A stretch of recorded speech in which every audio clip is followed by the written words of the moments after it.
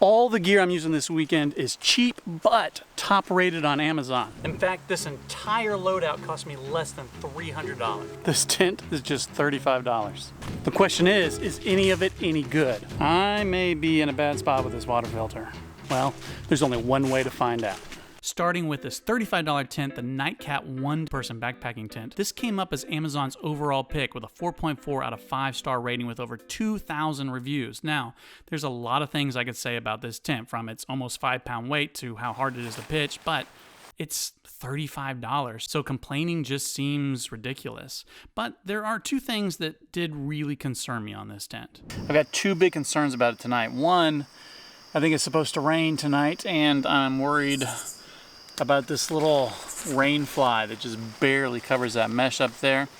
And two, I'm worried about condensation because there is not a lot of ventilation. Now, despite a forecast for rain, it stayed pretty much dry during my test, which means I never really got to test this comically small rainfly, but I did get to test the condensation.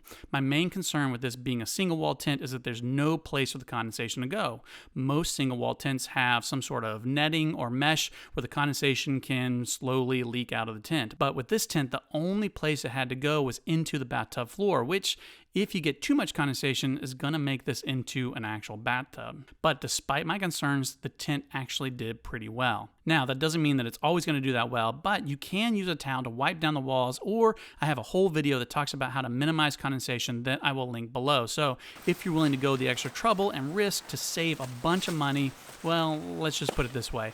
I can think of worse things to spend $35 on. For $56, we have the Teton Leaf 20-degree sleeping bag. This has a 4.6-star rating out of 4,000 reviews. And so this isn't a bad bag. My main complaint is it isn't really a 20-degree bag. As I've mentioned in other videos, 20 degrees is this bag's extreme rating, which is basically the lowest temperature you can reach without dying. If you look on Teton's website, they say that if you want to be toasty warm, add 20 to 30 degrees to this rating. And they add in that word toasty so that you'll hopefully dismiss it and say, well, I just want to be warm. I don't have to be toasty warm. But the reality is you will still have to add 10 to 20 degrees to just not be miserable. And 20 to 30 degrees probably puts you in the comfortable zone. And $56 isn't even really that good of a deal. So basically, I wouldn't buy this bag. Instead, I would spend a little bit more money and get the Kelty Cosmic 20 sleeping bag. I have recommended this bag before. It is twice the money at $100, but you get a certified ISO temperature rating with a 32 degree comfort, 22 degree limit, and an extreme rating somewhere down around 0 degrees. And if you're under 5'8", get the women's version because it's got even better stats. Now, the sleeping pad is only $40, and it is the best bang for your buck out there when it comes to a sleeping pad. This is the Climate Static V. It is also Amazon's choice and has a 4.4 rating with over 1,000 reviews, but there's a catch. This is really only a summer pad. It's simply not warm enough to get down to around freezing temperatures. If you don't know, a sleeping pad is half of what keeps you warm at night. That warmth is measured in R value, and the Static V has an R value of just 1.4. Not enough for cold weather. The other thing I noticed while I had this out recently is that even though this pad is 23 inches wide, it doesn't really feel that way. It's essentially only like 20 inches wide, maybe less, because the 2 to 3 inches on either side, if you get over onto that side of the mattress, it's just going to collapse. You're just going to roll off.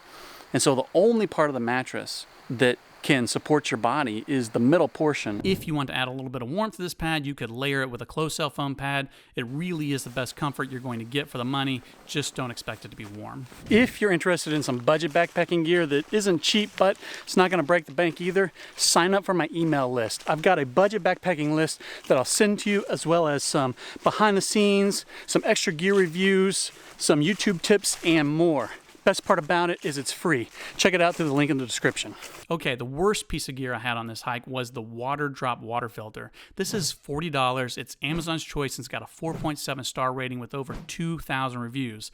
And all I can figure is that those people must be lying because this thing could barely filter water. I tried squeezing it, I tried sucking on it, and I just couldn't get any water out of it. I finally set it up as a gravity filter and left it overnight, and during all that time, it only filtered 1 liter of water. water. For the same price, you can get my favorite water filter, the Platypus Quick Draw, or for half the price, the Sawyer Squeeze Mini.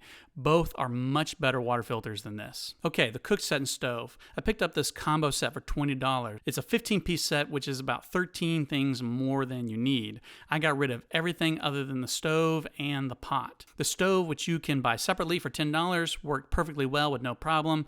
But just being honest, I probably wouldn't buy this. I would get the BRS 3000 titanium stove for $6 more. It's widely used and trusted by lots of backpackers and happens to be the lightest canister stove in the world. And the pot, well, it's just a pot. I really only got one complaint. And I got no way to measure water. There's no measuring lines or anything, so I'm just gonna have to guess about how much water I need for dinner tonight. And because my filter doesn't work, I'm just scooping it out of the river. Is that about 2 cups? For some extra warmth around camp, get the Amazon Essentials fleece and puffy jacket. Obviously, these are Amazon's choice because, well, they made them. Both have a 4.5 star rating out of thousands and thousands of reviews. I've recommended these before in a video I'll link down in the description. For the money, they work great. Fleece is fleece, you can't really mess it up. This one's a little thicker than I like, but it's going to keep you warm, that is for sure. And the puffy is a tad thin, but once again, for the money, you can't really beat it. Okay, and so you might have noticed I haven't mentioned one of the biggest pieces of gear that you need to go backpacking, and that is a backpack. And there's a reason. First, I'll tell you why I didn't like this pack, and then I will tell you why I'm an idiot. Okay, first frustration about this gear is the pack. I've got the pack on the largest setting. It's set on extra large, and it still feels too small for my torso. I have a long torso. I've got about a 20-inch long torso, but that's not the longest torso. I mean, I fall in the medium to large range on most backpacks that I buy. And so to say that I'm in the extra large on this pack and it still feels too small for me just means that this pack is way too small. So I was putting this video together and it dawned on me, the name of this pack is the Scout, like a Boy Scout. This is a freaking child's pack. Of course it's going to be small. In my defense, I didn't spend a lot of time researching this gear. I just searched backpacking pack and bought Amazon's Choice. So if you're a kid, it's not a bad pack. If you're an adult, you might try the Teton Explorer, the adult version of this pack, but unfortunately, I haven't used it, so I can't say much about it. Probably my biggest recommendation for any piece of cheap, untested, unverified gear is the first time you take it out, don't take it on a big trip. Don't take it on your bucket list trip that you've been planning for years and you're all excited about. Take it someplace close, someplace local, someplace that you're familiar with, and it's not too far from the car to where if you get in a bad situation with a piece of gear, you can get out quickly. I think that is probably the #1 thing. If you do that, you can probably use any piece of gear. Thanks for watching this video. Please like, subscribe, and do all those other things. And as always, thanks for watching.